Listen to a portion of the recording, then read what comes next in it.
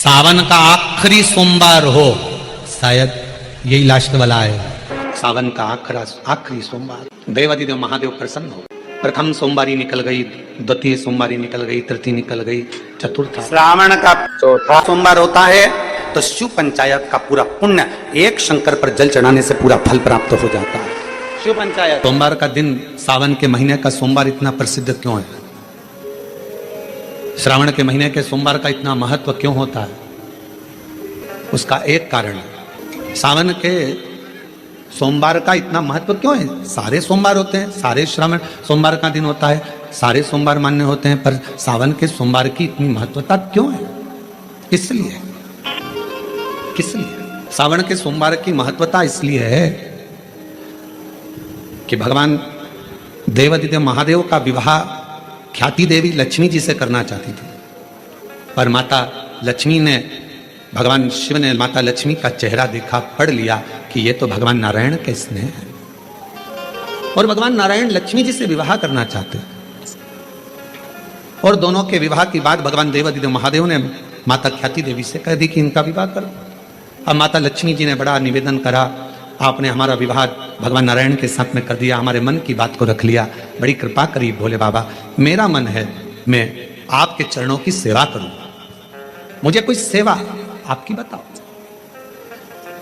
शिव मंदिर में कभी भी जाकर पंडित जी से मत पूछना कि यहां की कोई सेवा मुझे बताओ। भगवान के अन्य मंदिर होंगे तो वहां जाकर पूछना, देवी जी के मंदिर में यहाँ सेवा बताओ, राम जी के मंदिर में पूछना यहाँ सेवा बताओ, भगवान कृष्ण के मंदिर में पूछना हमारे लिए कोई सेवा बताओ, भगवान दत्त के मंदिर में पूछना हमारे लिए सेवा बताओ। सारे मंदिरों में जाकर कहना कि हमारे लिए सेवा बताओ, और शिव जी के मंदिर में जाकर मत कहो कि हमारे लिए सेवा बताओ। वहां तो झाड़ू उठाओ, सेवा में लग जाओ। वहां तो निर्माल्य पड़ा है, उसको उठाओ, विसर्जन में ले जाओ। वहां पोछा उठाओ, पोछा लगाना प्रारंभ कर दो, शिव जी का श्रृंगार करना प्रारंभ कर दो, शिव जी का सुंदर स्नान कराना प्रारंभ कर दो। शिव मंदिर में सेवा पूछी नहीं जाती, सेवा करी जाती है। शंकर के मंदिर में कहना ना पड़े कि तुम्हें यह कर। देवादिदेव महादेव प्रसन्न हो गए, लक्ष्मी को बुलाया, हे लक्ष्मी, पूरी दुनिया में केवल महासंबोधन मेरे नाम के आगे लगा है, लोग मुझे देवादिदेव महादेव कहते हैं। सारी पुराणों को केवल पुराण कहा जाएगा, पर शंकर की पुराण को भी महासंबोधन से संबोधित किया जाएगा, शिव महापुराण।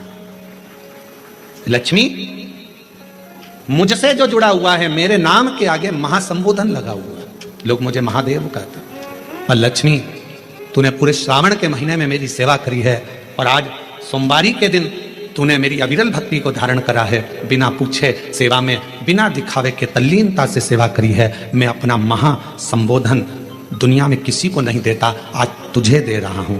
और लक्ष्मी केवल लक्ष्मी नहीं रही, उस दिन से लक्ष्मी मां लक्ष्मी। लक्ष्मी केवल लक्ष्मी नहीं रही, उस दिन लक्ष्मी महालक्ष्मी के संबोधन से प्रकट हुई। आज महासंबोधन लक्ष्मी जी को अगर किसी ने दिया तो भगवान देवादिदेव महादेव ने दिया। और वह महासंबोधन कब मिला?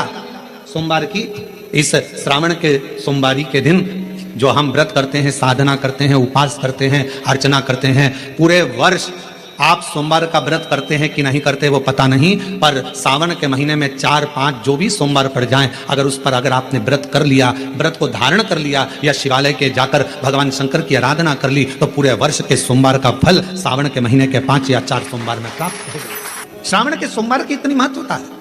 कल एक बहन ने पत्र लिखा था कि सावन महीने की इतनी महत्वता क्या है। हमने शिव महापुराण के अंदर पढ़ा तो ये सावन महीने का ज्यादा लेख शिव महापुराण के अंतर्गत नहीं मिला। श्रावण महीने की इतनी प्रबलता क्यों मानी गई? तो हमारा एक तो सोमवार का महत्व, सावन के सोमवार का महत्व क्या है, कोई आपसे पूछे तो आपको बताना चाहिए कि इस दिन लक्ष्मी को महालक्ष्मी कहा गया। शिव जी ने सफलता, कल वाला प्रश्न है, शांति, दिशा और सफलता बिना मांगे मिलती है शिव के दरवाजे। क्या क्या चीज? शांति, दिशा और सफलता।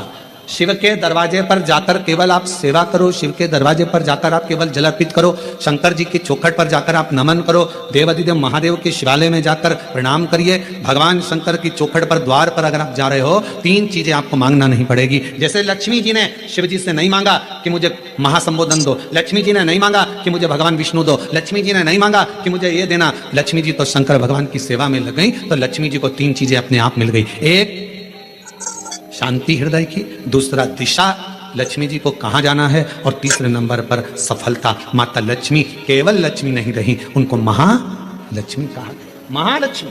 सावन का आखिरी सोमवार हो, जो लोटा जल का लेकर जा रहे हो उसमें थोड़ा सा इत्र, अगर इत्र नहीं हो तो गुलाब की पंखड़ी, पंखड़ी नहीं हो तो कोई फूल की पत्ती, उस जल में बाबा को समर्पित इत्र हो तो ज्यादा अच्छा। आखिरी सोमवार को या सावन महीने का आखिरी दिन आप शिव को जब 2 लोटा जल चढ़ाएं तो उसमें इत्र का भाव रखकर, कामना कर कर, त्र्यंबकेश्वर बाबा का स्मरण कर कर और महामृत्युंजय मंत्र को जपते हुए। कौन सा मंत्र?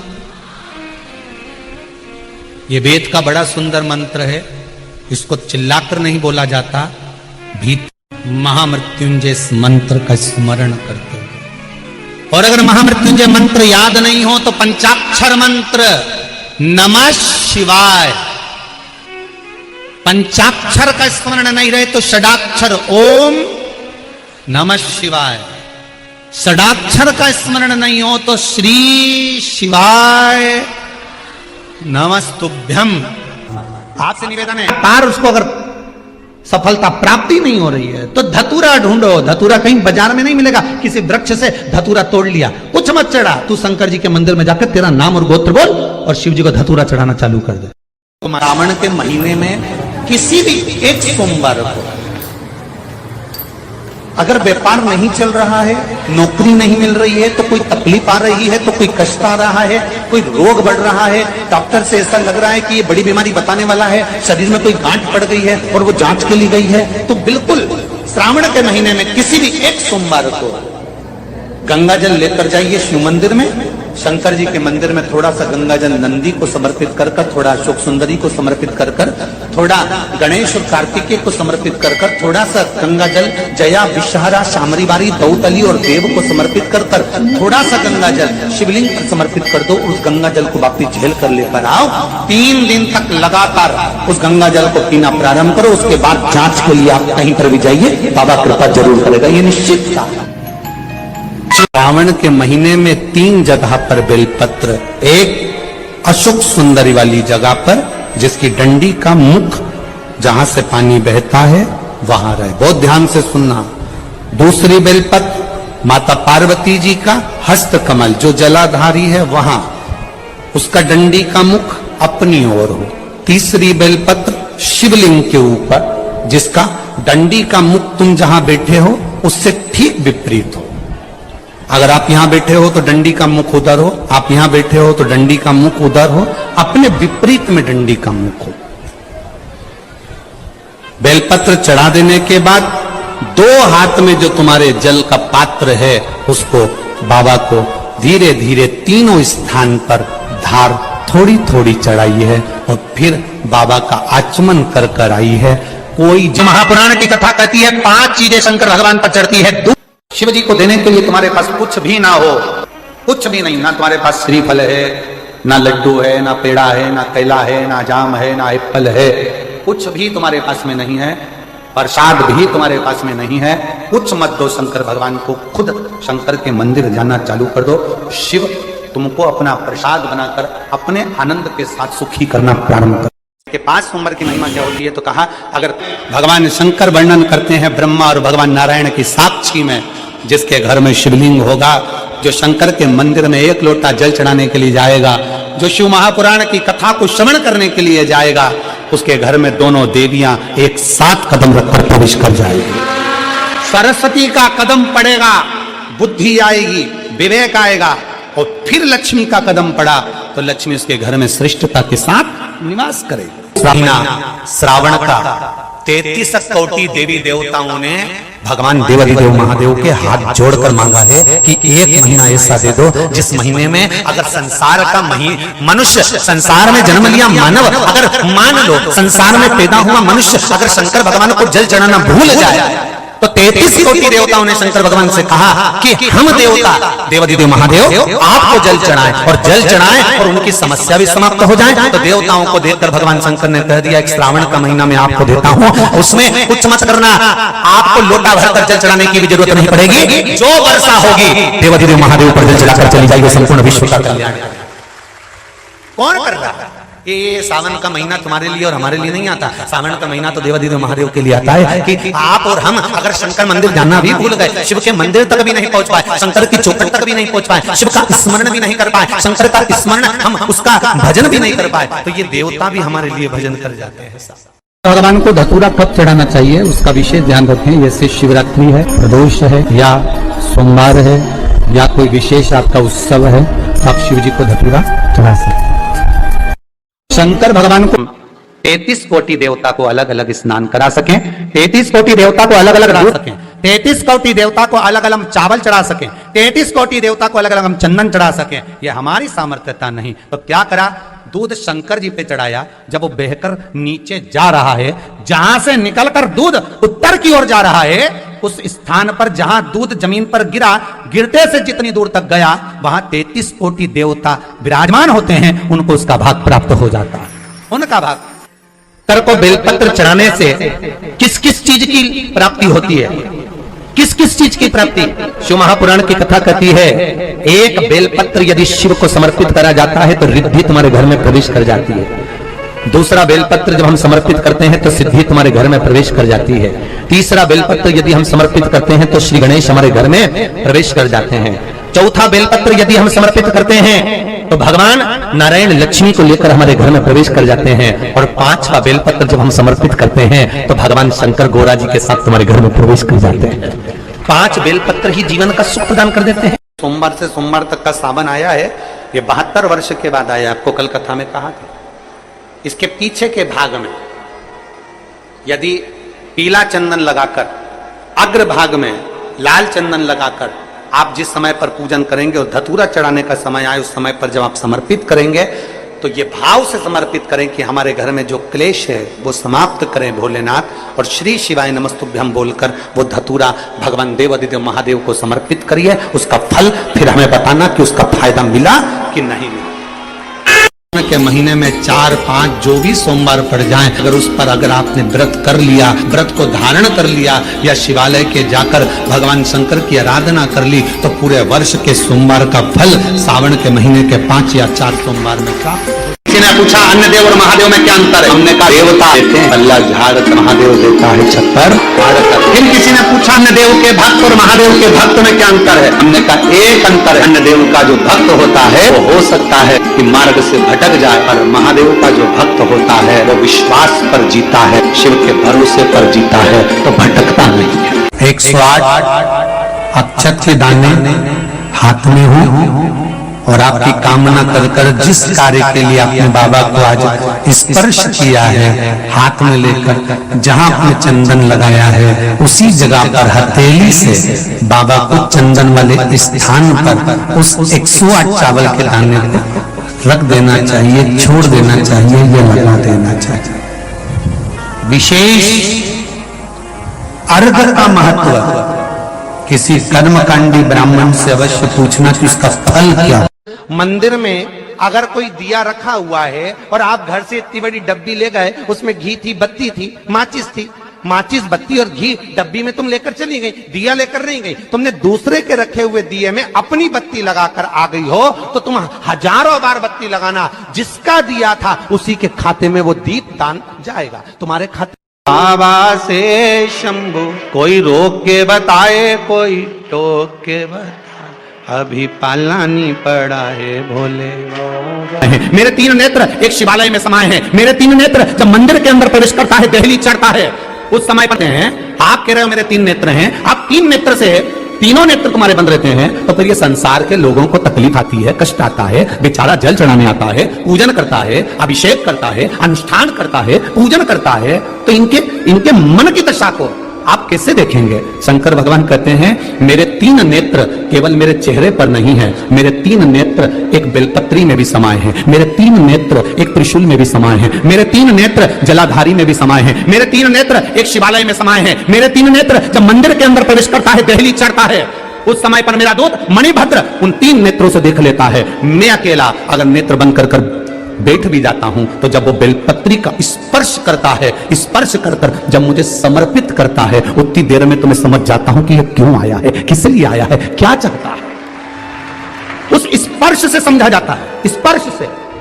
आज भी हमारे रिसर्च वालों ने रिसर्च किया है, मात्र स्पर्श से समझा जा सकता है कि व्यक्ति का व्यवहार कैसा है। स्पर्श से एक व्यक्ति, एक पुरुष एक कन्या को या स्त्री को या नारी को या किसी एक व्यक्ति को अगर स्पर्श करता है, तो उससे मालूम पड़ जाता है कि इसकी लालसा क्या है। स्पर्श मात्र से पहचान हो जाती है ये चाहता क्या है। बस उसी तरह शिव कहते हैं बेलपत्री का मात्र स्पर्श जब डंडी को पकड़कर चढ़ाता है, मैं समझ जाता हूं कि ये कहीं ना कहीं चिंताग्रस्त है। जब बेलपत्री चढ़ाने वाला मध्य भाग को पकड़कर चढ़ाता है, मैं समझ जाता हूं कि इसकी ग्रह दशा के अंतर्गत घर में इसको चिंता बहुत है। जब बेलपत्री 2 पत्तियों का स्पर्श कर चढ़ाता है, मैं समझ जाता हूं संतान के रोग और बीमारी का तकलीफ है। जब बेलपत्री बीच की पत्ती को पकड़कर वो मुझे समर्पित करता है, मैं समझ जाता हूं इसको वैभव और धन की कमी है। जब बेलपत्री थोड़ी सी भी गीली होती है, जब वो चढ़ाता है, मैं समझ जाता हूं कि इसके तन में कोई रोग समाया हुआ है,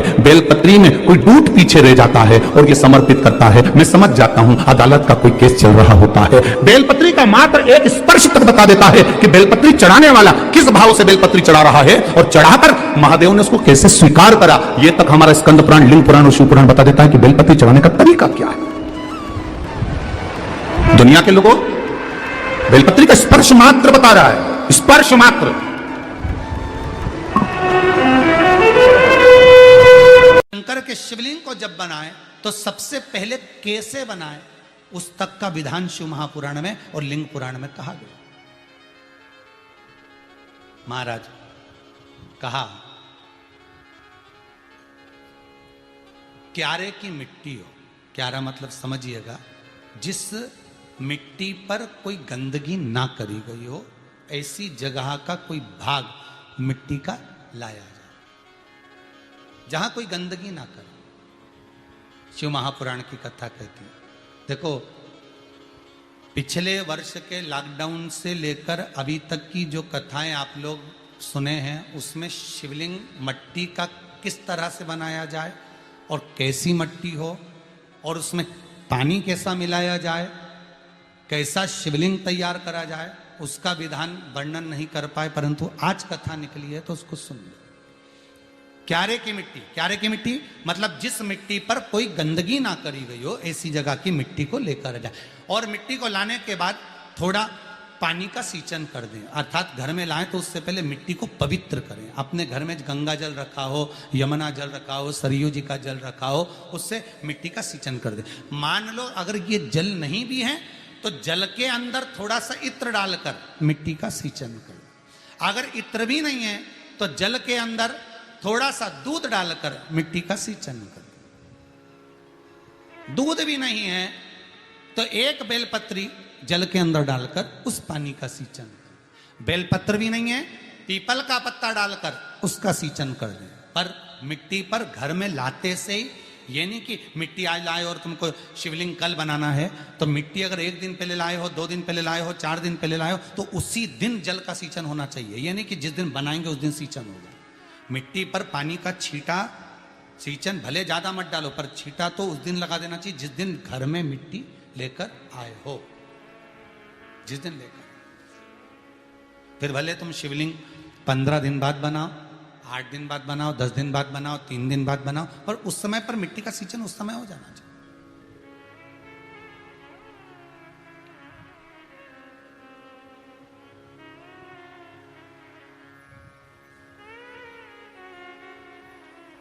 फिर कहा जिस दिन शिवलिंग का निर्माण करो उस दिन प्रातः में अगर आप शिवलिंग बना रहे हैं तो ब्रह्म मुहूर्त में मिट्टी को गला दो।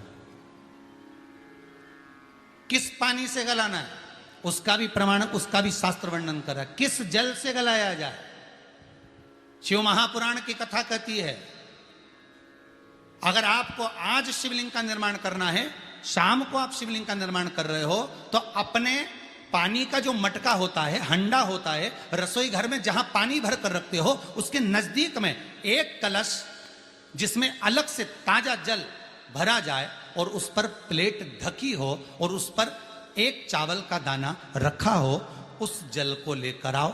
थोड़ी देर रखा रहे, आधा घंटा, 2 घंटा, 3 घंटा, 15 मिनट, 20 मिनट, पर वो पानी वहां रखा होना चाहिए। रसोई घर में अन्नपूर्णा का निवास होता है, परिंदे के पास पितरों का निवास होता है। अन्नपूर्णा, पित्र सब रसोई घर के भीतर विराजमान होते हैं।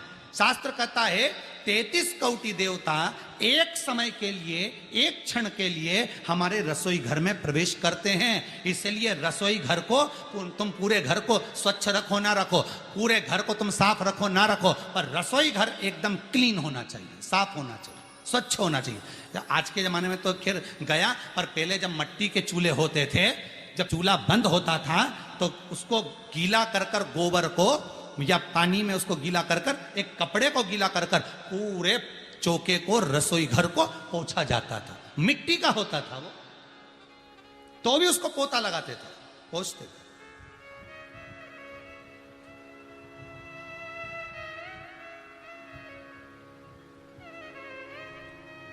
तो पहला क्रम है पार्थिव शिवलिंग का निर्माण। सावन के महीने में अगर आप शिवलिंग बनाते हैं, सोमवार को शिवलिंग बनाते हैं, तो नियम ध्यान रखिएगा महाराज, लिंग पुराण से है ये, इसका नियम ध्यान रखिए।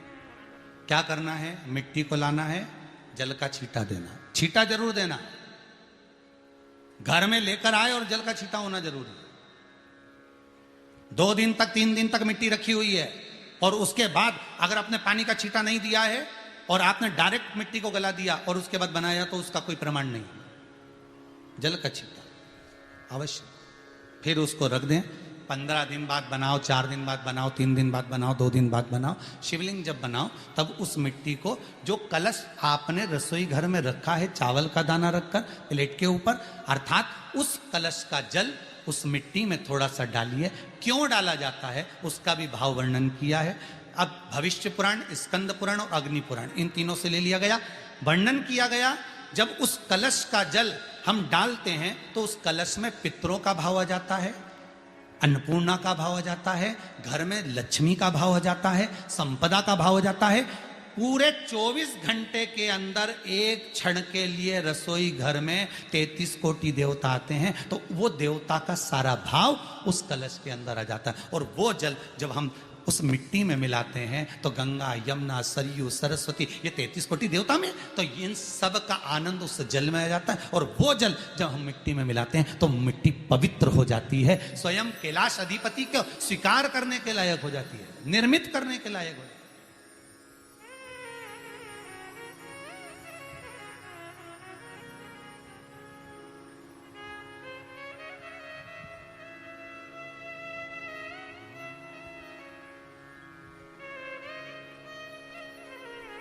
शिवलिंग का निर्माण। अब शिवलिंग का निर्माण कैसे करना, मिट्टी में गला दिया पानी में। सबसे पहले शिवलिंग बनाने से पहले पात्र को, पात्र जो होता है उसके नीचे एक बेलपत्र रखी जाती है। क्या रखना है, एक बेलपत्र। शंकर को झेलने के लिए कोई साधारण नहीं है पात्र जिस पे झेला जाए। स्वयं गंगा शिव की जटा में, और आप शंकर के शिवलिंग का निर्माण कर रहे हो, कोई साधारण नहीं हो सकता। स्वयं आप विदेश्वर संहिता के अंतर्गत पढ़े कि ब्रह्मा और विष्णु, ब्रह्मा ऊपर जा रहे हैं, भगवान विष्णु नीचे जा रहे हैं, तो पता नहीं कर पा रहे कि यहां चरण कहां पर और शीश कहां पर है, उसको जान ही नहीं पा रहे।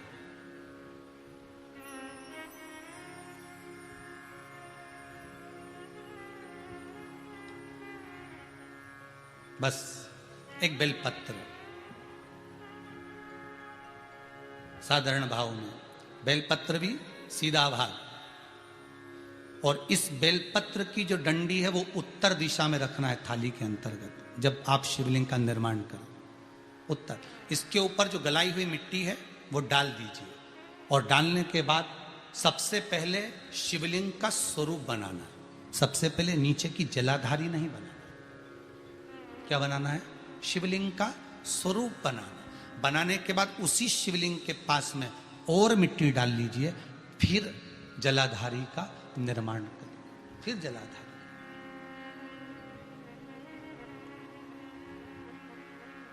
शिवलिंग जलाधारी निर्मित हो गई। शंकर जी का संपूर्ण परिवार शिवलिंग में रहता है, आपको पहले भी कहा। भगवान भूत अधिपति भूतेश्वर भगवान शिव का संपूर्ण परिवार शिवलिंग में, पहले भी कथा में कहा, आज फिर आपको वर्णन कर देते हैं। जैसे ये जलाधारी है गोल, ये चरण है, ये शिवलिंग है। ये जो गोल भाग है जहां पर भगवान शंकर का शिवलिंग रखा है, ये पार्वती जी का हस्त कमल है। जहां से पानी नीचे गिर रहा है, इसके राइट भाग में श्री गणेश जी का स्थान, लेफ्ट भाग में श्री कार्तिकेय जी का स्थान। बीच में जो एक मोटी सी लाइन होती है जलाधारी में, वो पार्वती जी के सुंदर पुत्री अशोक सुंदरी का स्थान। शंकर जी के ऊपर जो तिकोनी रखी रहती है, उसके ऊपर से जो जल बूंद बूंद नीचे गिरता है, ये जो पानी बूंद बूंद नीचे गिरता है, या आप कलश से जल चढ़ाते हो या आप संगीत से जल चढ़ाते हो, तो ये जो पानी गिर रहा है, ये शंकर भगवान की 5 पुत्रियां, जया, विषहरा, शामरी बारी, दौतली और देव, ये शंकर जी की 5 बेटियां, 5 पुत्री। कार्तिकेय भी है, गणेश भी है, अशोक सुंदरी भी है, शंकर जी की 5 बेटियां भी हैं, शंकर भी है और पार्वती भी। अर्थात शिव जी के परिवार में आपको गणेश जी की पूजन अलग करने जाने की जरूरत नहीं पड़ेगी, शंकर के परिवार में पार्वती जी की पूजन अलग करने जाने की जरूरत नहीं पड़ेगी, कार्तिकेय की पूजन अलग जाकर करने की जरूरत नहीं है। शंकर का परिवार शंकर के शिवलिंग के साथ में उस जलाधारी में संपूर्ण परिवार शंकर का विराजमान है, संपूर्ण परिवार, कुछ भी नहीं, संपूर्ण, और पूरा परिवार है महाराज। फिर वही बात आई, ध्यान दीजिएगा, जिस व्यक्ति को नींद ना आवे, रात्रि को सोते समय टेबलेट खाने की जरूरत नहीं, शंकर भगवान की 5 पुत्रियों का नाम लीजिए। जया, हाथ में जल लो, पलंग पर बैठो, जल हाथ में लिया, जया आचमन कर लो। विषहरा आचमन कर लो, शामली बारी आचमन कर लो, दौतली आचमन कर लो, और देव आचमन कर लो। ये शंकर की जो 5 पुत्रियां हैं, ये ऐसी पुत्रियां हैं जो निंद्रा देवी को लेकर आती हैं और हमें विश्राम का आनंद सुख प्रदान करती, हमारे नयनों पर विराजमान रहती।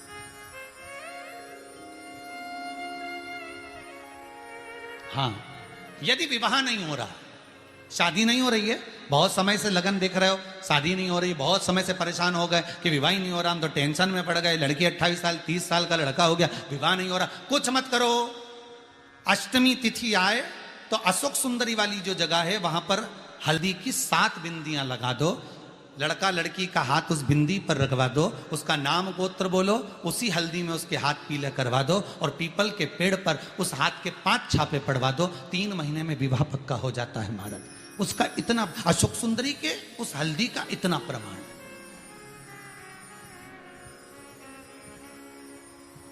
3 माह के अंतर्गत विवाह नक्की हो जाता, इतना इतना प्रमाण है महाराज। भगवान शिव की आराधना का कोई साधारण फल है महाराज। निर्मित करा शिवलिंग। एक बार सब जितने भी टीवी पर बैठे हैं, सम्मुख में कथा सुन रहे हैं, फेसबुक यूट्यूब पर सुन रहे हैं, एक बार साथ में समझें वापिस निर्माण को, शिवलिंग के निर्माण को। मिट्टी लाए, स्वच्छ जगह की, जल का छींटा दिया, रखा। जब शिवलिंग बनाया तो 1 कलश पानी पहले से 2 घंटा, आधा घंटा, 15 मिनट, 20 मिनट पहले उसको रख दिया, उसी पानी से उसको गीला करा। गीला करने के बाद उसका निर्माण, सबसे पहले बेलपत्री, बेलपत्री के ऊपर मिट्टी, मिट्टी के ऊपर रखकर शिवलिंग का निर्माण, फिर जलाधारी का निर्माण, जलाधारी का निर्माण और शिवलिंग का निर्माण पूर्ण होने के बाद में फिर बाबा का सुंदर भाव से आप श्रृंगार करें, अभिषेक करें, पूजन करें। और एक बात याद रखना, पार्थिव शिवलिंग का अगर निर्माण करा है तो आपको वो पार्थिव शिवलिंग को रात्रि होने से पहले विसर्जन होना जरूरी है। हाँ, अगर कोई शिवरात्रि का दिन है तो फिर आप पूरी रात रख सकते हो, हरतालिका तीज का दिन है पूरी रात रख सकते हो। बड़ी तीज है, छोटी तीज है, आप शिवलिंग बनाए हो तो आप पूरी रात रख सकते हो। विशेष कोई उत्सव है, श्रावण का महीना है, पूरी रात रख सकते हो। पर बाकी के समय अगर आप शिवलिंग का निर्माण करें तो उसको सूर्यास्त होने के पहले आप उसको नदी में, जल में, जलाशय में विसर्जन करें। बहुत ध्यान दीजिएगा, विसर्जन करते समय छोड़ें उस समय पर ध्यान दीजिएगा कि शिवलिंग की जो जल की धार है, जिसका उत्तर की ओर जो जल की धार होती है, विसर्जन करते समय वो जल की धार अर्थात वो उत्तर का भाग हमारी ओर होना चाहिए और थाली इस तरह से पकड़ें कि वो भाग हमको जब डालें तो वो भाग हमको दिखे, थोड़ा सा नजर आए पानी में डालते समय। और जब वो थोड़ा भाग दिखता रहे और जिसलिए आपने शिवलिंग बनाया, जिस कामना से आपने शिवलिंग बनाया है, वो कामना उस भाग को पानी में देखते देखते बोल दीजिए, वो कामना पूर्ण हो जाती है। इसको कहते हैं पार्थिव शिवलिंग का निर्माण करना और उसकी आराधना करना। उसकी आराधना कई लोग करते हैं, बना भी लेते हैं, पूजन भी करते हैं और कई बार कहते हैं हमारा काम नहीं, तो उसमें भगवान का दोष नहीं है, दोष अपना। देखो, आप आए नहीं, सुबह हो गई, मेरी पूजा की थाली धरी की धरी रहेगी। क्यों नहीं आए, किस लिए नहीं, वो हमें देखना।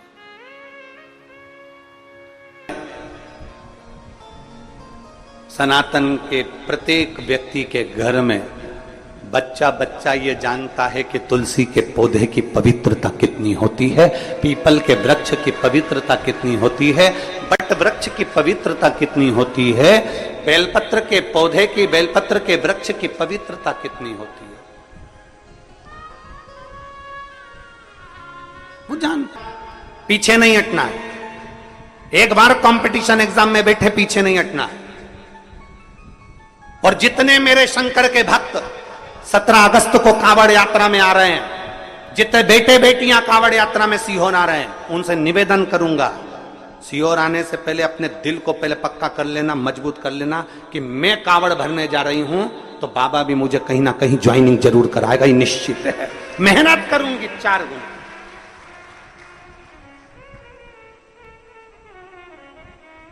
जब 17 अगस्त को आप कावड़ भरने आए तो आपके अंदर एक अलग से एनर्जी होना चाहिए, एक अलग से बल होना चाहिए कि मैं यहां कावड़ चढ़ाने के बाद जाऊंगी और खूब मेहनत करूंगी, खूब मेहनत। और मेरा विश्वास करता है मैं उत्तीर्ण होकर रहूंगी, आगे बढ़कर रहूंगी। अंतर्गत वर्णन मिलेगा आपको कि अगर कोई शिव पुराण की कथा सुनकर जहां से निकल कर जाता है, शिव पुराण की कथा सुनकर व्यक्ति जहां से निकल कर जाता है, उस रास्ते में अगर कोई जीव आत्मा, किसी का एक्सीडेंट हो गया, कोई मर गया, कोई गड़ गया, कोई चले गया, कोई किसी भी तरह का दुखी व्यक्ति है और आप शिव पुराण की कथा सुनकर जा रहे हो, आपके मात्र चेहरे का दर्शन कर लेता ही या आपसे, आपके शरीर से टच होकर कोई हवा, कोई वायु अगर स्पर्श कर कर भी निकलकर उस जीव को पड़ जाती है तो उसका भी उद्धार हो जाएगा, उसका भी उद्धार। के लिए आपको प्राप्त करने के लिए कहां जाया जाए, किस स्थान पर जाया जाए, किस भूमि पर जाया जाए, कहां। कलकत्ता में एक बात कही थी, आप लोगों ने सुनी होगी, एक लोटा जल कहीं पे भी चढ़ाते जाओ, वहां पर भी बीज अंकुरित हो जाता है। कुछ डालो मत डालो, अपने आप दूबा लग जाएगी, पौधा लग जाएगा, अपने आप कोई ना कोई बीज उत्पन्न हो जाएगा, अपने आप वहां पर कोई पौधा आ जाएगा। आपको पाने के लिए कहां जाना पड़ता है? भगवान देवाधिदेव महादेव ने कहा मुझे पाने के लिए कहीं जाने की जरूरत नहीं है, निर्मल मन सो मोहि पावा। बस अपने भीतर जिस दिन तेरा हृदय के अंदर तूने झांक लिया, तेरे भीतर तूने झांक लिया, वो कहते हैं ना, एक उंगली हम किसी पर उठाते हैं तो ये 3 उंगलियां हमारी ओर